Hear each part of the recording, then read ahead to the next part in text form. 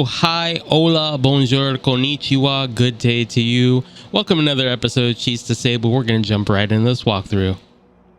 See that hole there? Sunk it in one shot back in '93. And if Cliff Gillich tell you I didn't, he'll lie. I don't know. I'm inclined to believe Cliff because Scaly Pete has seemed rather scaly as an individual so far. Doesn't seem very trustworthy. Here we are in fast motion, the opposite of Juvenile's desire of slow motion. We are moving through these golfers, eating the golfers. Rosie is not a fan of the golf channel. She is not a Tiger Woods fan. She does not like Phil Mickelson. She doesn't like Jack Nicklaus. So she is just tearing it up. That's all the golfers I know.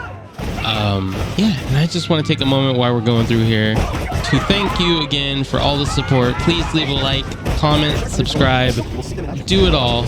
I need your help. Once again, I'm asking you for your viewership and support.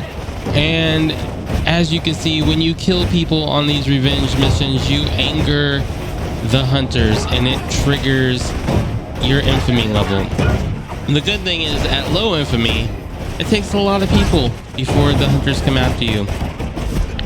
Right here, we are taking the infamy up to level 3 so we can trigger the next hunter.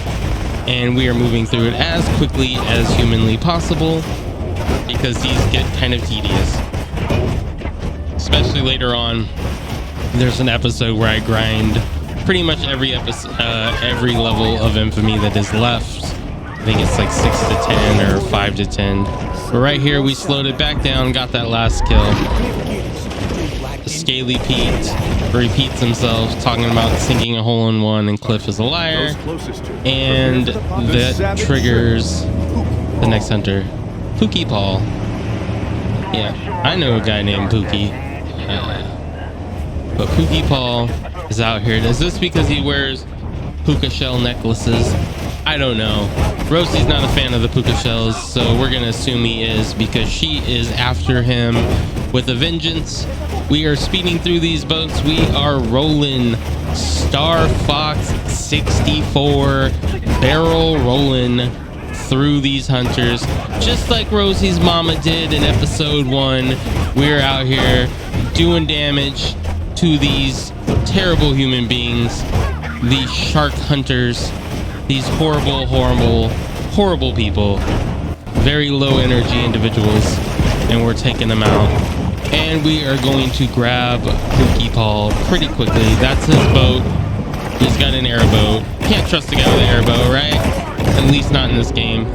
And that takes us to infamy level 3. Progressively, as you go through the infamy levels, you will get harder and harder things to fight through. And we transition ahead here, and we've grabbed the shark that we needed to kill that we marked on the map. And yeah, we're moving on. We're moving very quickly through this area. The war goes on. That's where it was. I'm sorry, we cut through that. But that's where it is. It's right over here next to this landmark. So we will grab that and unlock yet another unlockable. Part of a complete balanced breakfast for anyone aspiring to one day suffer from shadow fins. That will change the way you dodge. It will poison enemies in the area that you dodge. Sapphire Bay's famous Pier 1 provides visitors with plenty of skee ball, popcorn shrimp, and elegantly airbrushed t-shirts. So now, airbrush t-shirts aside, we are heading to the next area, Sapphire Bay. We will come back to Golden Shores one day to 100% it, but today we're gonna make our way through Sapphire Bay. We're gonna dive down in here into these sordid tunnels that we have become very familiar with the concept of over the last episodes. And we are gonna find buried sunken treasure, just like a shark pirate would, right? Is that why this game is rated mature? Because this is our content. Okay, you can unsub now. I'm sorry. Shouldn't have done that, but it's in here now. We're leaving it in here, and I'm stuck. So yeah. mark yet another treasure, and we are finding the golden glow. Yay, golden glow will tell us where to go, and it takes us to the next area just like I said it would. And we are transitioning to the grotto because that golden glow led us strictly to the exit. So I just swam to the grotto, which is already marked on your map, and you can find that because this is episode 8 and you are a accomplished man-eater player at this point. You know how to find stuff on your map, so you found that and you can move. Have kept Sapphire Bay's local hammerhead healthy and strange looking. I'm going to guess that means that we are going to see hammerhead shark enemies in this area because they are feeding the parrotfish, and as we've seen in other areas, the catfish fed the gators.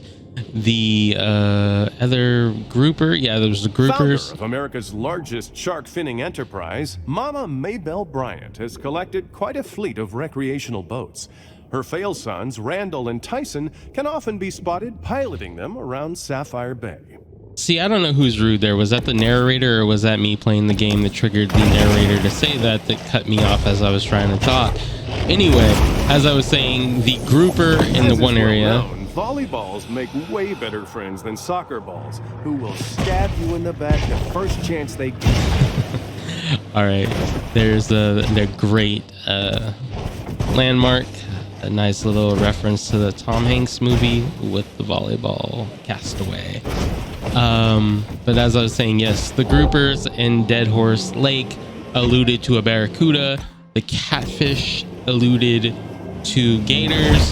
So I'm going to assume that we are going to see hammerheads and probably a hammerhead apex coming up very soon in this episode. Here we are taking out more evil shark fin acquirers because shark fins do nothing. It's just a terrible thing, a terrible practice. They have no nutritional value. It's not like shark meat, which is used for imitation crab, in case you didn't know. But shark fins have no value. America's largest shark finning enterprise, Mama Maybelle Bryant has collected quite a fleet of recreational boats. Her fail sons, Randall and Tyson, can often be spotted piloting them around Sapphire Bay. And as you can see, we're level 16, so we are over halfway through to the next age evolution, which will be Elder. Here we're taking on a targeted hunted hammerhead. So as I predicted, there are hammerheads because the parrotfish gave it away and the narrator gave it away. Spoiler, thanks narrator. Anyway, we are moving through this hammerhead very quickly because that's all it takes. We got shadow teeth, we got shadow fins. When we dodge, we're poisoning. When we bite, we're healing and doing more damage. It's just easy peasy enemy squeezy at this point. It's not even... We will have some difficult fights coming up in future episodes, but these ain't it, Chief. I've seen it, and this isn't it, Chief. So we're moving on. What's next? Ooh, a nutrition cache. I am hungry. We're gonna get it. Yeah, nutrition cache right there. Marking that on the map so you know where it is. Get it. Boom. I think that's 2 out of 19 now. So we've got a ways to go, but hey, there's another landmark right there. Easy peasy, right together. It's nice. Makes it real convenient, of course. We're gonna fail with the tail whip. That's why I never use it. Long a haven for small government ideologues, Port Clovis prides itself in its lax amusement park safety standards. Somebody's probably watching my video right now going, you don't even know how to tail whip. To the carnival when he wasn't nothing but an itty-bitty boy. The fact that he was afraid of that Ferris wheel should have told me he wasn't never gonna be no shark hunter. Tail whip is OP, you just don't know how to play. Get good, she's disabled. And I will say you're probably right. I am could get good. Here we are doing a storyline quest revenge mission. Getting people, which as you can see, our threat meter goes up faster as we are now level 3. A little bit faster, and it will do that every time you increase your infamy rank. So now we'll get maybe 4 or 5, maybe 6 people. Rapid succession here. And we have a team of hunters coming after us. We're going to give them the business and transition to where it triggers the next named hunter boss. You don't need to see me fight 35 boats and 78 hunters. You just need to see Candyman Curtis, who is coming up as soon as we take out this boat right here, I believe. We are getting shot by these boats, but every time we grab one of these hunters, it is giving us that sweet, sweet health and that sweet, sweet protein that we need not only for our Shadow Teeth upgrades, but our Shadow Fins now. Now that we're waiting for the next level of people, Candyman Curtis is coming. Into killing every swimming creature along the coast. The fishing phenom, Candyman Curtis.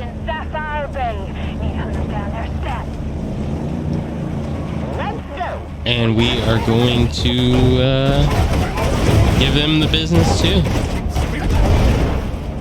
This will help us approach level 18 quickly. That's the good thing about fighting these hunters. It's a lot of XP, especially if you have protein digestion on. Pro tip, increase protein digestion at the beginning of the game. It might be better than sonar. I don't know. Sonar helps a lot. Protein digestion helps a lot as well. They're both pretty equal. It's up to your playstyle. If you want to level up faster, use protein digestion. If you want to find things and move your way through the game faster, use the latter, the former sonar, advanced sonar. Yeah, so these boats are plentiful and plenty, and we are having a fight. And I don't know exactly when we took out Candyman Curtis. We must have taken out his boat and knocked him in the water, and he must have drowned. But here we go back to this quest is right here. As a level 4 infamy, we have to be more careful because we will aggro hunters even easier. But we only have a couple of people to snack on to finish this and done. So we can get out of there and move on to the next part of the story. Kyle was afraid of a Ferris wheel. Again, Scaly Pete repeats himself. That craziness is setting in. You know, he believes in mega sharks, which, yeah, they don't exist outside of Jason Statham movies. But yeah, we're gonna grab this landmark right here on the map. As you can see, that yellow blob is where we are at, and we are taking a little our sweet time to get there. Gonna look at who's next on the list and what do we still have to do. We have to eat parrotfish, but we will grab this landmark and then we will go for the parrotfish population control. There's no such thing as a recession-proof business, except for the frozen banana stand. Whether boom or bust, the demand for reliable, quality frozen bananas remains at high. Hey, I'll tell you. I don't know if you're a fan of Mitch Hedberg. Mitch Hedberg said that his friend offered him a frozen banana and he said no. But then he thought, I might want a regular banana later. And he said, yeah. So that is why frozen bananas are the most reliable business concept, because people that want regular bananas, people that want frozen bananas, you can get them both.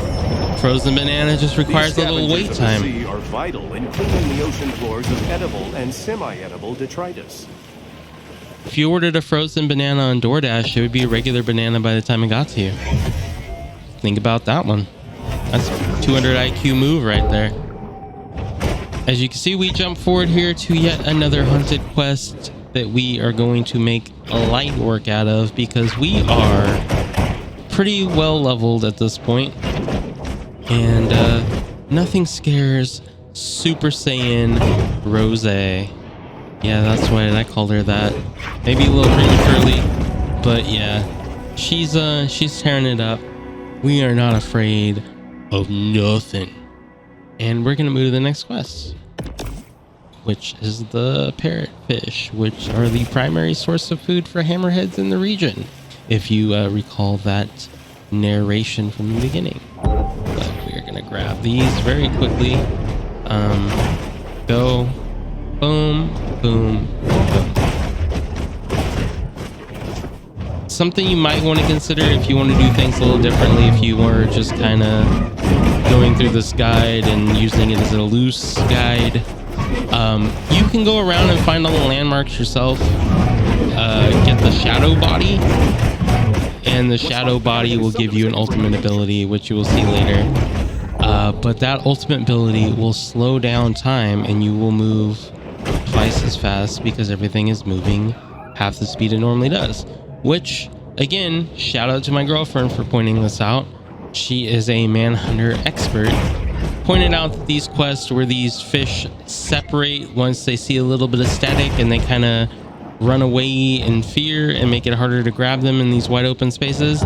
If you activate said shadow body, you can make quicker work out of them, and since they move slower, they will separate slower, and you can get through them even easier. And so thank you to my girlfriend for that tip. All right, we are gonna make work of this shark. We're gonna get through it very quickly, and this will be the end of the episode. We will take this out, and then we will start the next episode in the grotto, I believe, or I will let you know where we start. Depends on how the editing goes. Thank you once again for all the support on these videos. Please keep watching, share them with your friends if you think they would like this shark game, and come back, like, and subscribe. Sayonara, adios, goodbye.